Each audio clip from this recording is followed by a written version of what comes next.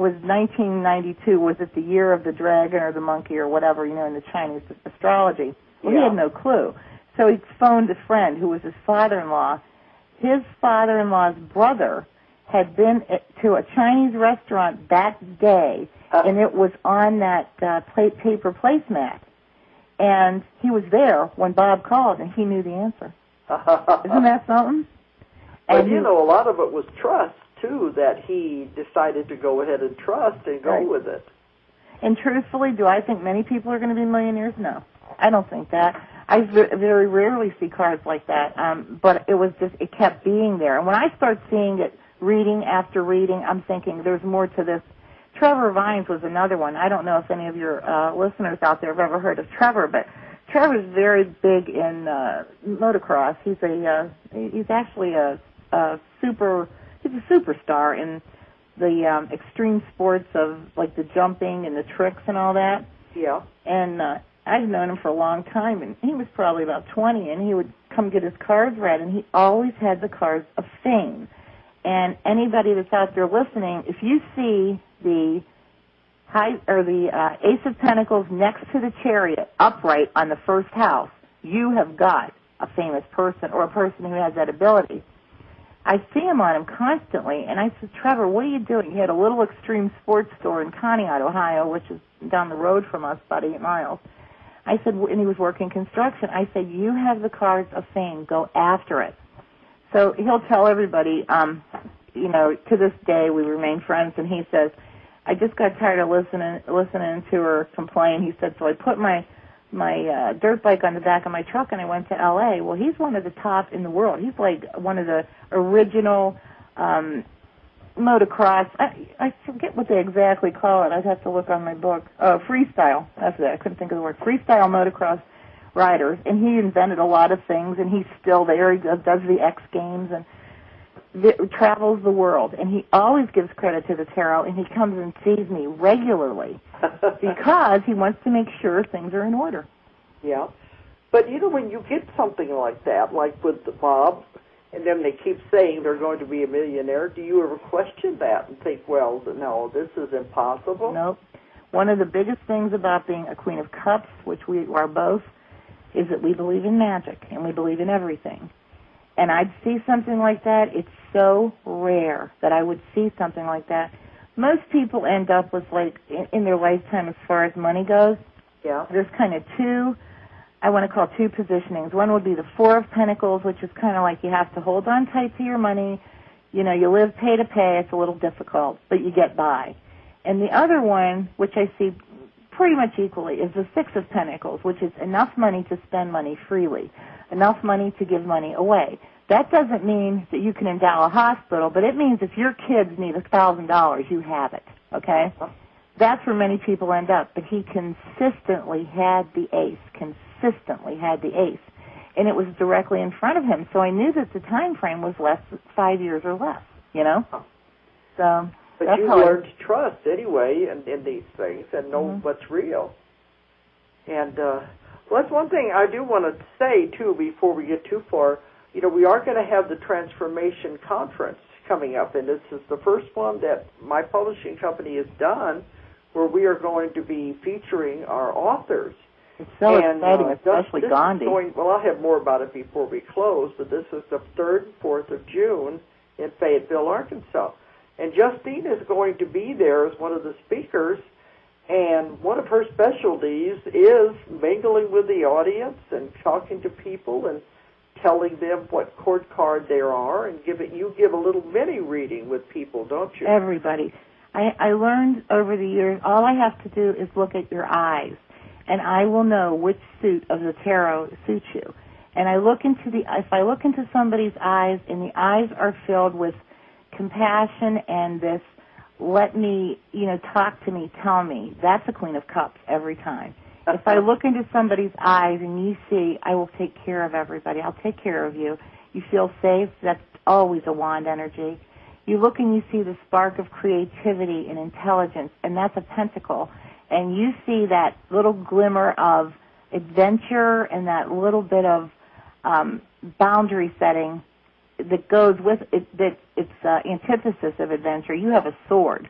And I'll be honest with you, I've probably thousands of times, I can do it on a bus. I'm never wrong. And if you question it, then you look to the next place from the eyes is you look at the mouth. And the mouth will tell you everything. That's how I do it. And it's so far, well, you know, we were together at a trade show. Yeah, I've seen you work, and you're fantastic. Thank you. But what about the mouth? You mean they're smiling? Well, yes, or? The mouth is very important because a lot of times you'll see like a set to a mouth, and you'll know if the set says sword or if it says pentacle. Queen of Cups, which you and I are both, so I can do us real well. We have the kind of a mouth that we look happy. We look like we're happy, even when we're not. You know what I mean? That's always the Queen of Cups. We want people to feel good, that we're the feel-good queens, and we try to help them find their path. And sometimes on women who are like Queens of Swords, for instance, you'll find a kind of a stern set to the mouth. There's no nonsense energy to their mouth. Yeah. But usually, I mean, I would say 90% of the time I get it on the eyes. I can tell. All I have to do is look at the eyes and the mouth. That's all. Because it belies, you know, like I had done a woman, when I was in Hollywood, I was doing a lecture at the Bodhi Tree. It was a lovely woman. Her name was Celeste, and she was very beautiful and very well-groomed. Well, because you know the Pentacle people are always very neat about themselves and they like nice things, you'd look at her and think she was a Queen of Pentacles until you look in her eyes, and you know right off the bat she's a Queen of Cups. Oh. So I demonstrated that for my workshop. I said, what does everybody think she is? I said, no, look at her eyes. She's not a Queen of Pentacles. They say Queen of Cups. That's right. Because there's that softness and that kind of like an invitation to talk. That's the Queen of Cups. But, you know, a lot of people, the readers, might not be able to pick up on that. I think it's actually subtle. A gift that I have. It's a gift. These little subtle things that you would pick up about people. Yeah, it's honestly a gift. And I can pretty much say I've never been wrong, not yet. And I've done it thousands of times, and people are like, wow. It's because I've seen you work a crowd, and you do it so fast. You know, there's no time to even think about it. You just come out with it. Like anything else, you do it so many times, it's sort of what you do, you know. That's the way I see it. Yeah. But, well, like, you know, people frown a lot. Does that mean a certain kind? No, sometimes with the frown, if you see a lot of sadness, I can pretty much look at a person and know what their issue is, you know, just the way they feel. I get a lot of, I want to say vibratory energy. I'm very much a medical intuitive. I always have been. I can almost look at somebody and feel where the hurt is if they have it. But when it's heartache, I feel it the most. I can feel it. And I don't know why, but it's empathy. That's different than the cards, but right. You probably use it with the reading also. Absolutely. I pull in the tools, I believe, of intuitiveness. Yeah. And body art, body language, and it's the eyes. And then I kind of use, I have a gift, I guess, that I think is a little bit more than some people have. I just can feel people, and I've always been able to do that, and I thought everyone could do that. I didn't know they couldn't. Yeah. Well, they probably can, they just don't. But do you use that intuitive about the medical? Do you put that in with your readings also? Sometime when I look at a reading, there was a blurb that we didn't have room to publish. It was about one of my clients. She's at a nursing home. She's a dietitian. Lovely girl, Queen of Wands. She'd do anything for anybody. I say the wand people. They're everybody's favorite. They're the healers, the caretakers, the nurturers, the teachers. You know, the earth people. Yeah. They come directly from the hands of the Creator. And this woman had been coming to me for years, and she said, one day I looked at her cards, and I was kind of upset because there was an Empress reversed. You look at Empress, and there's a little female symbol, you know, the circle with the cross on her. Yeah. She can represent fertility. She can represent pregnancy. She can represent mother. But on top of that was the Ten of Swords. Well, that made me upset because to me it said, in the female reproductive system, there is a very big problem. Oh. So, I don't scare anyone. Like I said, it's in delivery. And she doesn't mind if I use her name. I said, Marilyn, I want you to do something for me. I want you to go to your gynecologist. I said, when was the last time you'd been there? And she says, when Donnie was born, that was her son, and that was 20 years prior. I said, please go, please. And she goes, you're scaring me. I said, I'm not scaring you. I'm telling you this card doesn't feel right. I said, you haven't been for 20 years. Go get checked. It can't hurt anything. Yeah. Well, she had cervical cancer. Oh. And she called me 2 weeks later, and she said, if it hadn't been for you telling me that, she said, I would not have known, you know. And she went, and it was cleared up. And I've done a lot of that kind of stuff. It doesn't happen very often. One of the things I notice the most is that most people are very healthy. And, you know, they might have the twinges and aches and pains of age. You don't see a lot of serious issues. But I always believe the tarot tells them to you with plenty of time to fix them. Yeah. They're an oracle. Okay, well, I'm watching the clock. You give the people a way they can contact you if they want to have a reading. I know you don't have to worry about having clients. You have lots of business. Right. But if somebody wants to contact you... Okay. What I would be more interested in people contacting me about is if they would like me to conduct a workshop or a lecture. Or a class. A lecture. If they would like me to do, readings. I can't do more than 6 readings a day. I cannot. It's too draining. But you're willing to travel, and I am willing to travel anywhere, and my fees would be my expenses, and then we would negotiate, the prices. I'm not a very high maintenance person. You know that. You've met me. Yeah. I just want to get my message out. I feel I've been given this call to bring the tarot back to what it was, which is not some carnival game, but a source of enlightenment. I'm very tuned into people. I would love to travel and teach.